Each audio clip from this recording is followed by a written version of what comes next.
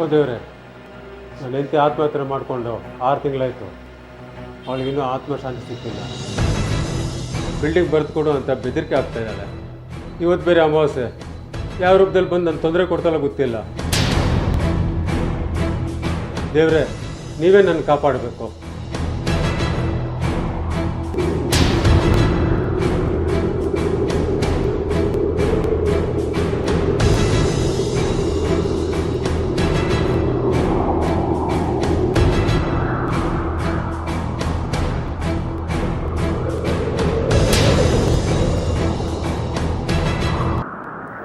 ದೇವ್ರೆ, ನನ್ನ ಮದುವೆ ಆಗಿ 1 ತಿಂಗಳಾಗಿದೆ ಅಷ್ಟೇ. ಮೊದಲು ತಿಂಗಳ ಅಮಾವಾಸ್ಯೆ ದಿವಸ ರಾತ್ರಿ ನನ್ನ ಹೆಂಡತಿ ಮೈ ಮೇಲೆ ದೆವ್ವ ಸೇರಿಕೊಂಡು ಬಂಗಾರದ ಸರ ಕೊಡಿಸೋವಂಥ ಬೆದರಿಕೆ ಹಾಕಿದ್ಲು. ಇವತ್ತು ಬೇರೆ ಅಮಾವಾಸ್ಯೆ. ಇವತ್ತು ನನ್ನ ಹೆಂಡತಿ ಏನು ಕೇಳ್ತಾಳೆ ಅಂತ ಭಯ ಆಗ್ತಿದೆ. ಏನ್ರಿ ಇದು? ಮದುವೆ ಆಗಿ 1 ತಿಂಗಳಾಯಿತು, ನನ್ನನ್ನು ಹಾಗೆ ನೋಡ್ತಿದ್ದೀರಾ? ಛೀ, ನನಗೆ ನಾಚಿಕೆ ಆಗ್ತಿದೆ. ದೇವ್ರ ಪೂಜೆ ಮಾಡಿ ಸಾಕು. ತಗೊಳ್ರಿ ಕಾಫಿನ. ರಾಧಾ, ಈಗ ನೀನು ಚೆನ್ನಾಗಿದೆ.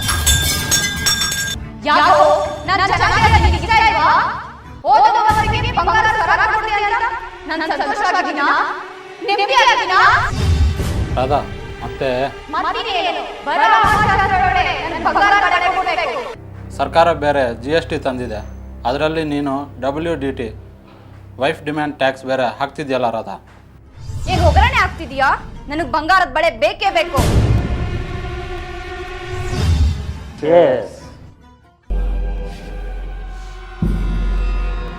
ಲೋ ರಾಜೇಶ, ಪ್ರತಿ ಅಮಾವಾಸ್ಯೆಗೆ ಈ ಬಿಲ್ಡಿಂಗ್ದಲ್ಲಿ ನಮ್ಮ ಓನರ್ ಎಂತಿ ದ್ರವ್ಯ ರೂಪದಲ್ಲಿ ಬಂತು ಎಲ್ಲರಿಗೆ ಕಾಟ ಕೊಡ್ತಾಳೆ.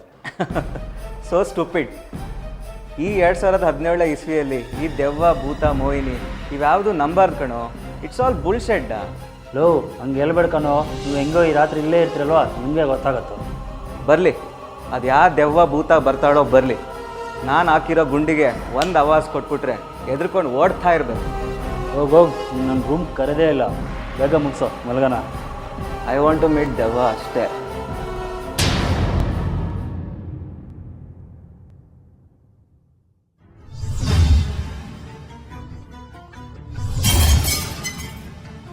ನಮಸ್ಕಾರ ಸರ್. ನಮಸ್ಕಾರ. ನಿಮ್ಮ ಹೆಸರು ಶ್ರೀನಿವಾಸ್ ಅಲ್ವಾ? ಹೌದು. ತಮ್ಮ ಹೆಸರು? ನನ್ನ ಹೆಸರು ಚರಣ್ ಅಂತ ಸರ್. ಪ್ಲೀಸ್ ಏನಾಗಬೇಕಿತ್ತು? ಸರ್, ನಾನು ಗಂಧದಗುಡಿ ರುದ್ರಾಶ್ರಮದಿಂದ ಬಂದಿದ್ದೀನಿ. ನಿಮ್ಮ ಮನೆ ಬಾಡಿಗೆ ಗೋಪಿ ಅಂತಿದ್ದಾರಲ್ಲ, ಅವ್ರ ತಂದೆಗೆ ಬಹಳ ಹುಷಾರಿಲ್ಲ ಸರ್. ಅವ್ರನ್ನ ಕರ್ಕೊಂಡು ಹೋಗೋಣ ಅಂತ ಬಂದಿದ್ದೀನಿ. ಅವ್ರ ತಂದೆ ಆಶ್ರಮದಲ್ಲಿ. ಅವ್ರ ಅಪ್ಪ ಅಮ್ಮ ಇಲ್ಲ ಅಂತ ಹೇಳಿದ್ದೆ ಈ ಹುಡುಗ. ಚರಣ್, ಈ ಹುಡುಗ ಏನಂತ ಗೊತ್ತಿಲ್ಲ. ಕೆಲ್ಸಕ್ಕೆ ಹೋಗಿದ್ದಾನೆ, ಬೆಳಿಗ್ಗೆ ಬರ್ತಾನೆ. ಅಲ್ಲಿವರೆಗೆ ನೀವು ಒಂದು ಕೆಲಸ ಮಾಡಿ, ಅವ್ರ ರೂಮಲ್ಲಿ ರೆಸ್ಟ್ ತೊಗೊಳ್ಳಿ. Thank you sir. ಆ ಫೋಟೋದಲ್ಲಿರೋ ಯಂಗ್ಸ್ನ ನಾನು ತುಂಬ ಚೆನ್ನಾಗಿ ನೋಡಿದ್ದೀನಿ. ನೀವೇನು ಸರ್ ಆ ಫೋಟೋಗೆ ಹಾರ ಹಾಕ್ಬಿಟ್ಟಿದ್ದೀರಾ? ಒಳ್ಳೆ ನಿಂತಿ ಲಕ್ಷ್ಮಿ 6 ತಿಂಗಳಾಯ್ತು ಆತ್ಮಹತ್ಯೆ ಮಾಡ್ಕೊಂಡು. ಇವತ್ತು ಬೇರೆ ಅಮಾವಾಸ್ಯೆ. ಯಾವ ರೂಪದಲ್ಲಿ ಬಂದು ನನ್ನ ಕಾಡಿಸ್ತಾಳೆ ಗೊತ್ತಿಲ್ಲ. ಹೋದ ಅಮಾವಾಸ್ಯದಲ್ಲಿ ಈ ಪೇಪರ್ ಮೇಲೆ ಆಸ್ತಿ ಬರ್ದ್ಕೊಡು ಅಂತ ಹೇಳ್ಬಿಟ್ಟು ಹೋಗಿದ್ದಾಳೆ. ಮೋಹಿನಿ ರೂಪದಲ್ಲಿ ಅದನ್ನು. ಇದೇ ಸರ್ ಈಗ ಹೇಳ್ತಿದ್ದೀರಾ? ಮೋಹಿನಿ ವೇಷದಲ್ಲಿ ಬಂದು ನಿಮ್ಮ ಆಸ್ತಿನ ಬರ್ಕೊಡು ಅಂತ ಕೇಳ್ತಿದ್ದಾರಾ? ಕೇಳಕ್ಕೆ ನಗು ಬರುತ್ತೆ ಸರ್. ನನ್ನ ಮಾತು ಕೇಳಿದ್ರೆ ಎಲ್ಲರಿಗೂ ನಗುವಪ್ಪ. ನನ್ನ ಮಾತು ಕೇಳಿ ಯಾರೂ ನಂಬಲ್ಲ. ಸರ್, ನಿಮ್ಮನ್ನೊಂದು ಮಾತು ಕೇಳಲಾ? ನಮಸ್ಕಾರ. ನನಗೆ ಟೆನ್ಷನ್ ಆಗೋಗ್ಬಿಡ್ತಾ ಇದೆ, ದಯವಿಟ್ಟು ಹೋಗು. Sorry sir.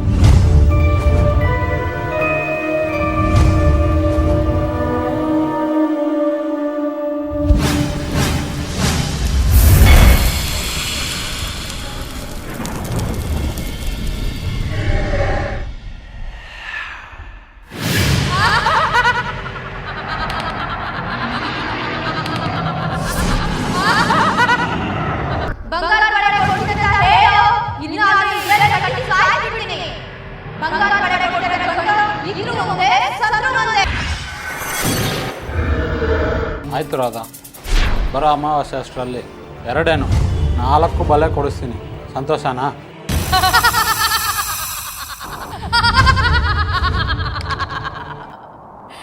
ನನಗೆ ನನ್ನ ಗಂಡನ ಆಸ್ತಿ ಮೇಲೆ ಆಸೆ, ನಿನಗೆ ಬಂಗಾರದ ಮೇಲೆ ಆಸೆ. ಶಬಾಷ್. ಸೋದ್ರೆ ಹಿಂಗಿರ್ಬೇಕು. ಗಂಡನ ದಿನ ನೆಮ್ಮದಿಯಾಗಿರಬೇಕು. ನಾನು ಅಷ್ಟೇ ನನ್ನ ಗಂಡನ ಗಂಡನ ಕಾಡಕ್ಕೆ ಬಂದಿರೋದು.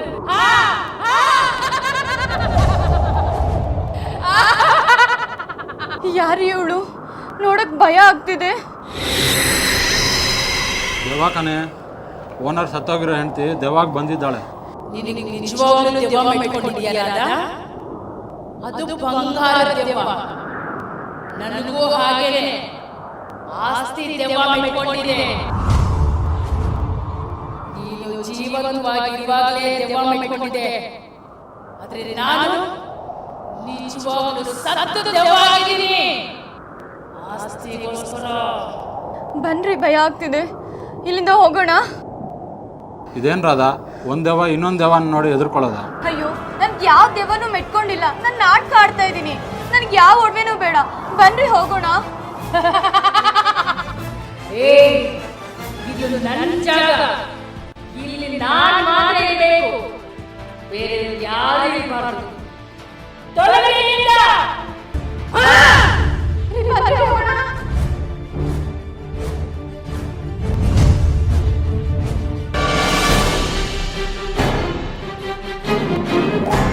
ಗುಂಡು ಖಾಲಿ ಆಗ್ತಿದೆ ಕಣೋ. ಎಲ್ಲೋ ನಿನ್ ದೆವ್ವ ನನ್ನ ಮೀಟ್ ಮಾಡೋಕೆ ಬರ್ಲಿಲ್ವಲ್ಲೋ? ಲೋ, ಫುಲ್ ಟೈಟ್ ಆಗಿದ್ದೀವಿ. ಯಾರು ಬಂದರೂ ಏನು ಗೊತ್ತಾಗಿಲ್ಲ. ಬನ್ನಿ ಮಲ್ಗನ. ಇವತ್ತು ಅಮಾವಾಸ್ಯೆ ರಾತ್ರಿಲಿ ನೀವಿಬ್ರು ಮಲಗಿದ್ರೆ ಶಾಶ್ವತ ಮಲಗಿಬಿಡ್ತೀರಾ. ಯಾರ್ದೋ ಧ್ವನಿ? ದೆವ್ವ. ದೆವ್ವನ ಇಷ್ಟು ಗುಂಡಾಕಿ ನಾವು ಟೈಟ್ ಆಗಿದ್ರು, ಆ ದೆವ್ವ ನೋಡಿ ನಮ್ಮ ಬಾಡಿ ಶೇಕ್ ಆಗ್ತಿದೆ ಅಲ್ಲ. ಬಾಡಿ ಶೇಕ್ ಆಗ್ಲೇಬೇಕು. ಇಲ್ಲ ಅಂದ್ರೆ ನಿಮ್ ಬಾಡಿಗಳೇ ಇರಲ್ಲ. ಬಾರ ಹೋಗೋಣ. ಯಾಕಾದ್ರೂ ನಿನ್ ರೂಮಿಗೆ ಬಂದೆ ಕಣೋ. ದೆವ್ವ ಇದೆ ಕಣೋ, ಬಾರ ಹೋಗೋಣ. ನಾನು ಬಂದೆ.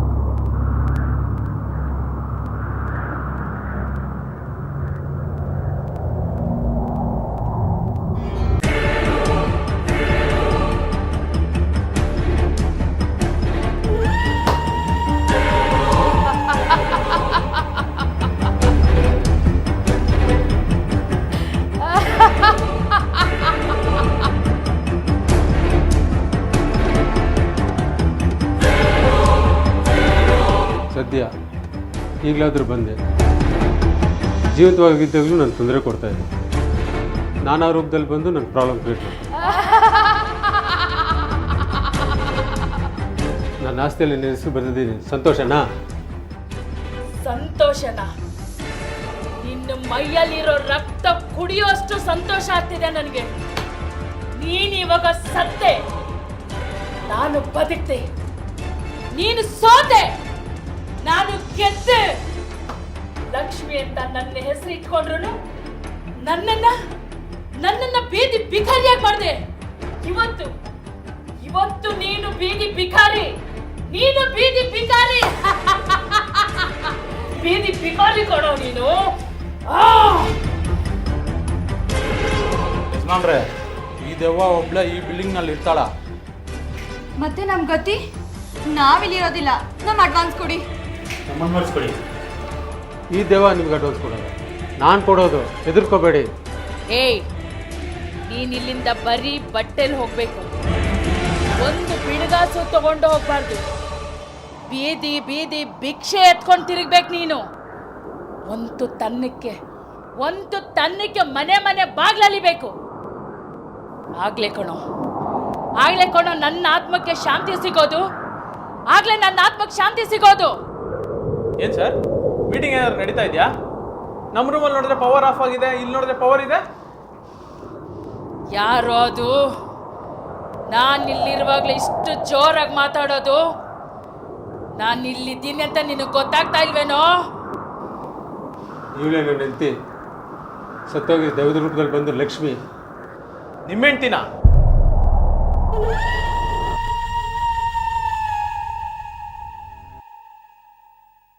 ನೀವು ಪದ್ಮಾವತಿ ತಾನೆ?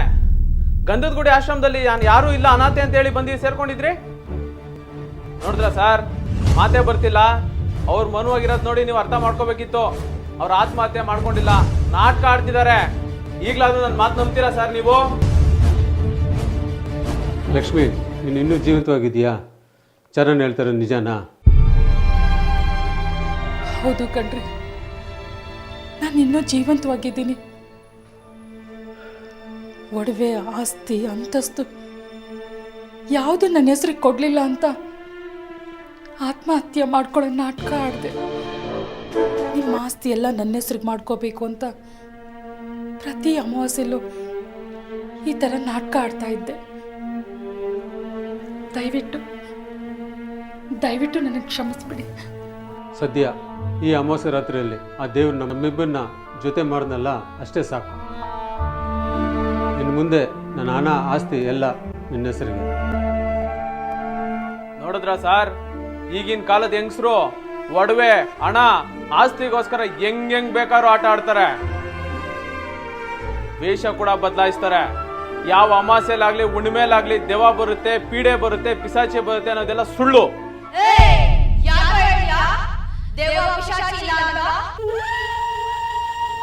ನಾನೇ ಸಾಕ್ಷಿ. ನಾನು ಯಾರು ಅಂತ ತೋರಿಸ್ಬೇಕಾ? ಬಾಯಿ ಮುಚ್ಚೋ ಸಾಕು. ನೆಕ್ಸ್ಟ್ ಅಮಾವಾಸ್ಯೆಗೆ ನಾನು ಬಂದೇ ಬರ್ತೀನಿ.